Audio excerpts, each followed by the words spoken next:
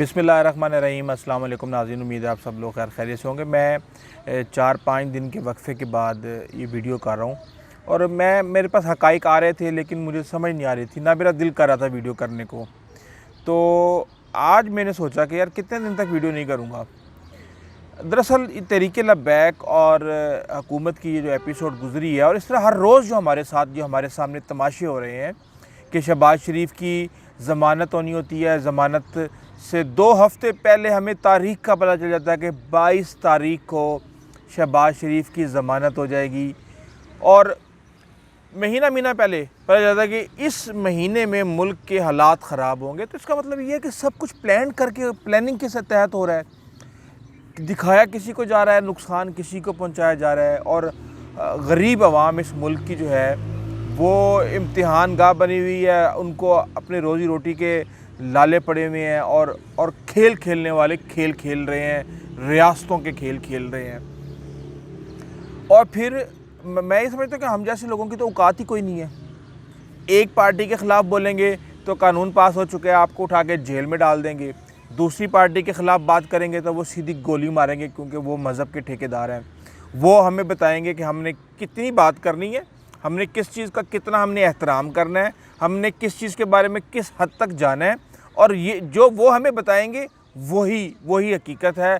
जबकि उनकी अपनी अगर आप तालीम, उनकी क्वालिफ़िकेशन पे आप नज़र डालें तो इंसान कहता है कि यार ये क्या है, ये किस तरीके से चीज़ों को चलाया जा रहा है। अब मैं इसके अंदर मेरी ये वीडियो किसी एक के ख़िलाफ़ नहीं है, ना ये इमरान खान के ख़िलाफ़ है, ना ये रियासत के ख़िलाफ़ है, ना ये तहरीक लब्बैक के ख़िलाफ़ है। मैं सिर्फ़ अपने पाकिस्तानी भाइयों के साथ कुछ मालूमात, कुछ इन्फॉर्मेशन जो है वो शेयर करना चाहता हूँ।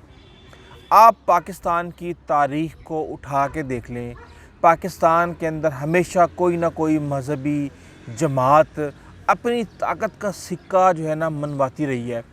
इवन आप ये देखें कि 1953 के अंदर भी पंजाब के अंदर और पूरे पाकिस्तान के अंदर मजहबी हंगामे हुए थे और मजलिस एहरार थी। उस वक़्त कई लोग मार दिए गए थे और इवन एक मेजर को मार दिया गया था सिर्फ इस वजह से कि उनका कहना ये था कि इसका जो फ़िरका है वो फ़िरका है और उस फ़िरके के लोगों को हम काफिर कहते हैं और फ़लाँ।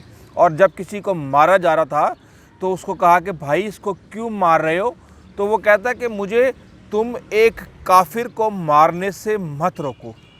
इस तरह के जज्बात हम अपने लोगों के दिलों में, दिमागों में डालते हैं कि वो अपने भाइयों को लिटाना शुरू कर देते हैं और फिर उनके ख़िलाफ़ कार्रवाई नहीं होती।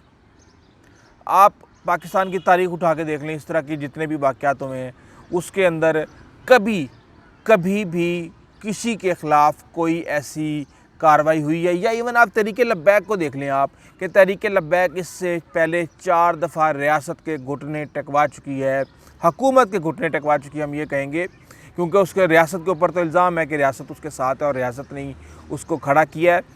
तो क्या उन्होंने जितने भी जराइम किए, कानून को अपने हाथ में लिया, लोगों की अमलाक को नुकसान पहुँचाया, किसी की जान गई, किसी एक मुकदमे के ऊपर कोई भी नतीजा आज तक निकला है? नहीं निकला। इसी वजह से फिर इन तहरीकों के लोगों की हिम्मत बढ़ती है, हौसला बढ़ता है और फिर ये अपनी मर्ज़ी से जो इनको तैयार करने वाले होते हैं उनकी आंखों में आंखें डाल के बताते हैं कि हमारी ये ताकत है और हम पिछले 60 साल से बना रहे हैं और ख़त्म कर रहे हैं, और हम इसी चक्कर में लगे हुए हैं। और अब तो पूरी दुनिया ने कहना शुरू कर दिया कि प्लीज़ बस करें। अब ये एक नज़रिया और ये फार्मूला पुराना हो चुका है कि आप ख़ुद ही प्रेशर ग्रुप तैयार करें, सियासी जमातों को प्रेशराइज़ करने के लिए पूरे मुल्क के अंदर आप एक तरह से मज़हब का बारूद आप जो है ना बिछा दें और उसके बाद फिर उसको काटना मुश्किल हो जाए। अभी जो सारा वाक़या हुआ है इसके अंदर हमने ये देखा कि किस तरीके से 192 में से 191 मकामात को यूं एक चुटकी के अंदर ख़त्म कर दिया गया और ऐसा लगा कि जैसे ये तहरीक लब्बैक तो बिल्कुल एक रुई का एक जिस तरह गुबार सा नहीं उड़ता, जब हवा चलती है तो रुई इस तरह हवा में उड़ जाती है, ये सारे का सारा प्रेशर इस तरह हवा में उड़ गया। तो اس کے بعد پھر میری جو معلومات ہیں اس کے مطابق ایک سازش رچی گئی اور حملہ کیا گیا تھانے کے اوپر، نواں کوٹ کے اوپر۔ وہاں سے پولیس اہلکاروں کو اٹھا کے اغوا کر کے بتایا گیا کہ ریاست کو ہم نے چیلنج کر دیا ہے، اور پورا پولیس ڈپارٹمنٹ اس کے اوپر جو ہے نا ہل کے رہ گیا۔ پولیس ڈپارٹمنٹ کو حکومت جب 2 لوگ مارے گئے لاہور کے اندر، تو حکومت اس حد تک اس کے ہاتھ پاؤں کانپنا شروع ہو گئے کہ ان کو یہ سمجھ نہیں آ رہی تھی کہ کسی بھی طریقے سے ابھی پی ڈی ایم کا معاملات ہم نے ٹھنڈے کیے ہیں کہ کوئی بھی عوامی لہر، عوامی جذبات، عوامی حمایت جو ہے وہ ان کے ساتھ آ کے کھڑی نہ ہو جائے۔ انہوں نے سارے قانون، سب کچھ انہوں نے ملیا میٹ کر کے انہوں نے کہا جی مذاکرات کریں، مذاکرات کریں آپ۔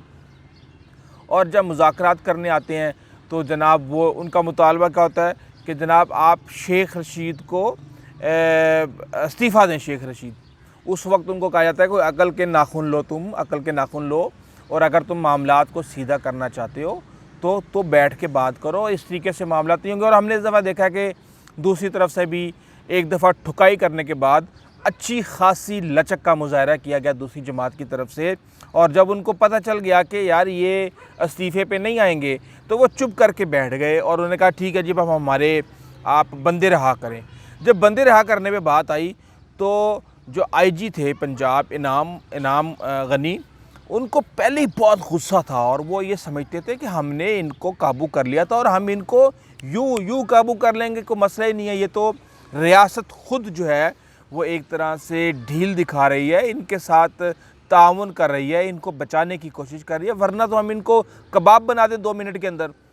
تو ان کو بہت زیادہ غصہ تھا، اور غصے کے اندر انہوں نے کہا کہ جی جو مرضی ہو جائے، جن لوگوں نے قانون اپنے ہاتھ میں لیا ہے، جنہوں نے نواں کوٹ تھانے کے اوپر حملہ کیا ہے، جنہوں نے دیگر اس طرح کے دہشت گردی کے ایکٹ کیے ہیں، ان کو ہم رہا نہیں کریں گے۔ اور اس وقت ایسا لگا کہ انعام غنی میں ایک طرح سے بغاوت کا عنصر آ گیا ہے، اور اس غصے کو دیکھ کے پھر یہ طے پایا کہ جو 16 ایم پیوں کے تحت جتنے بھی مقدمات تھے اس کے تحت لوگوں کو رہا کر دیا جائے گا، لیکن جتنے بھی لوگ جنہوں نے قانون کو اپنے ہاتھ میں لیا، تھانوں پر حملے کیے، ان کو رہا نہیں کیا جائے گا۔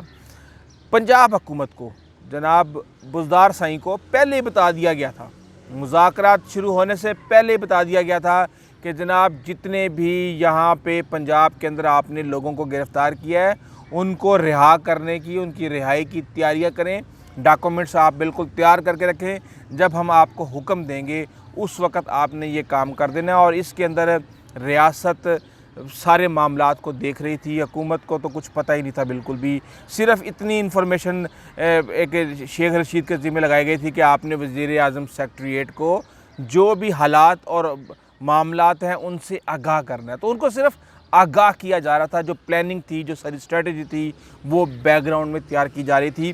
لیکن میں یہ چیزیں دیکھتا ہوں کہ دیکھیں جی دوسری پارٹی نے کیا حاصل کیا، کچھ حاصل نہیں کیا۔ انہوں نے کہا جی بس آپ ہماری عزت بچائیں، یہ قرارداد جا کے آپ پھینک دیں، آپ جا کے اسمبلی میں پھینک دیں، اور تاکہ ہم یہ کہنے کے قابل ہو جائیں کہ جناب ہم سرخرو ہو گئے ہیں، ہمارے مطالبات مان لیے گئے ہیں، اور حکومت نے بالکل اسی طرح جا کے پھینکا ہے اس قرارداد کو۔ اتنا بڑا مقصد، حضور صلی اللہ علیہ وسلم کی شان میں گستاخی، اس معاملے کو اس طرح سے ڈیل کرنا چاہیے تھا۔ اگر تم کچھ نہیں کر سکتے تو کم از کم اس کا مذاق تو مت بناؤ۔ پھر وہاں پہ شاہد خاقان عباسی جوتے برسانے پہ آ جاتی ہیں، معاملہ ختم ہو جاتا ہے۔ آج جمعے کے دن اس کی رکھی گئی تھی، بحث کے لیے دن رکھا گیا تھا، اور اب اس کو غیر معینہ مدت تک اٹھا کے پھینک دیا گیا ہے۔ کرونا سر چڑھ کے بول رہا ہے، عید کی تیاریاں ہیں، جب وقت آئے گا تو دیکھیں گے کیا ہوگا۔ تو تحریک لبیک کو کیا ملا اس کے اندر؟ صرف اور صرف سعد رضوی کی جو لیڈرشپ ہے وہ پکی کی گئی ہے کہ واقعی نہیں جی، بابا جی کے جانے کے بعد یہاں پہ قلعہ مضبوط ہے، تحریک لبیک اپنے پاؤں پہ کھڑی ہوئی ہے، ہم نے رجسٹر کروا دیا ہے، جو بغاوت کے عنصر اٹھ رہے تھے ارد گرد پارٹی کے اندر ان سب کو سلا دیا گیا ہے، اور سعد رضوی کا قلعہ تحریک لبیک پہ مضبوط کر دیا گیا ہے۔ اور ادھر حکومت کو کیا ملا؟ حکومت کو یہ ملا کہ اپنے اداروں کی رسوائی کر کے ذلت ان کو دلوا کے اپنے بندے مروا کے بتا کے کہ ریاست کی پاکستان کے اندر یہ اوقات ہے جب جو چاہے گروپ چاہے وہ اس کو ننگا کر دے اور ریاست گھٹنوں کے بل آ کے ان سے مذاکرات کرنے پہ کامیاب ہو جائے اور ایک اسلام آباد میں دھرنے کے خدشے کو جو ہے نا اس سے اوائڈ کر لیا. یہ حاصل کیا ہم نے. اور میں آپ کو بتاؤں کہ جب تک ریاست کا ہاتھ ان گروپوں کے سروں پر ہوگا اس وقت تک یہ گروپ اپنی مرضی سے ہر چیز کی تشریح کریں گے اور اپنی مرضی سے اقدامات اٹھائیں گے. اور جب قانون توڑنے پہ قانون ان کو ہاتھ میں نہیں لے گا تو ظاہر سی بات ہے پھر کس کو کس کا ڈر ہوتا ہے. بہرحال اس حوالے سے یہ چیزیں چلتی رہیں گی. بہت ہی تلخ حقائق ہیں. میں نے چاہا کہ میں آپ سے بس شیئر کروں, چاہے اس کے جو بھی نتائج ہوں. ہمیں کچھ چیزوں کو عوام کو بتانا چاہیے کہ حقیقت کیا ہے. بہرحال اس حوالے سے جو بھی انفارمیشن ہوگی ہم آپ کے ساتھ شیئر ضرور کریں گے. آئندہ تک اجازت دیجیے. اللہ حافظ.